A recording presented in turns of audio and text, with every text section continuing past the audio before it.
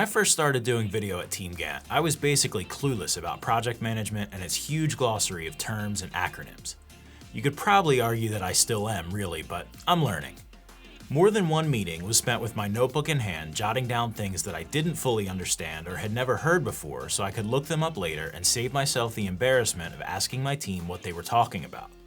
If you're an experienced PM or project leader, this video isn't for you. But if you're new to working with a project manager or even just working on a project with a team, I've got you covered.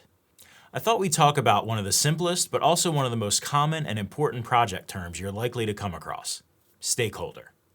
Now, the dictionary definition of a stakeholder is one who is involved in or affected by a course of action. According to the Project Management Institute, though, project stakeholders are individuals and organizations who are actively involved in the project or whose interests may be positively or negatively affected as a result of project execution or successful project completion. Whew, that's a lot of words. To me, the simplest way to think about it is that a stakeholder is anyone who, now stay with me here, holds a stake in the success or failure of your project and its goals. It's really that simple. For internal projects, a stakeholder could be a department head or a manager, an executive or an executive team, or even Angela from the party planning committee who just needs a flyer designed. Michael should have asked the party planning committee first. He's not supposed to just spring things on us out of nowhere. For external projects, a stakeholder would be a paying client or a part of a paying client's project team. Now, that's definitely not an exhaustive list, but I think you get the idea. Okay, so that was pretty easy. Now that we've defined what a stakeholder is, though, the biggest question is how do you deal with and communicate with stakeholders on your project? Or more importantly, how do you keep those stakeholders engaged with your project so they feel comfortable and trust that you have things under control? Now, that's a big topic. Too big for this short video, but it's one that Teamgantt's Director of Education, Brett Harned, covers in depth in our Art and Science of Leading Projects Masterclass that you can watch for free right here on our YouTube channel. What I'm going to talk about in this video is how you can use the power of your Teamgantt project to keep your stakeholders involved in your project. The best way to keep your stakeholders happy is to deliver quality work on time and on budget. But with all of the issues and changes that could come your way on a project, that can be more difficult than it sounds. And that's why it's so important to communicate with them as often and with as much detail as they want. The amount and detail of your stakeholder communications may change from project to project or even stakeholder to stakeholder on the same project.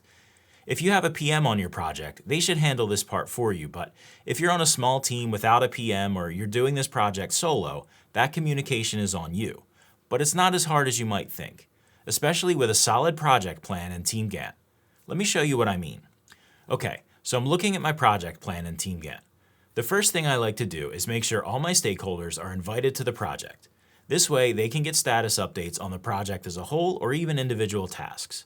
All you need to invite a person to a Teamgantt project is their email address.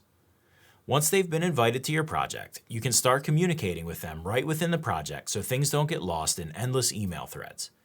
As you work on your project, you can add notes and comments to the tasks and even tag your stakeholders so they're notified when you make an update. Some stakeholders may not want to get into the task level details of the project, but just want an easy way to see a snapshot of the overall project health. In this case, you can point them at the Project Health Report. This report shows a snapshot status of all the projects in your account. It can be filtered to a specific project or set of projects and even to a specific person or team on your project. At the end of the day, your communications have to be consistent, clear, and out in the open. Teamgantt can really help you to make sure your messages are always landing because they're tied directly to the project plan itself and not just floating out there in emails and DMs. Hopefully this helped you understand the role stakeholders play in your project success and increased your project knowledge. Are there any other topics you think we should cover? Let us know in the comments, and don't forget to like this video, subscribe to our channel, and hit that bell icon so you get notified whenever we release a new video. Thanks for watching. We'll see you next time.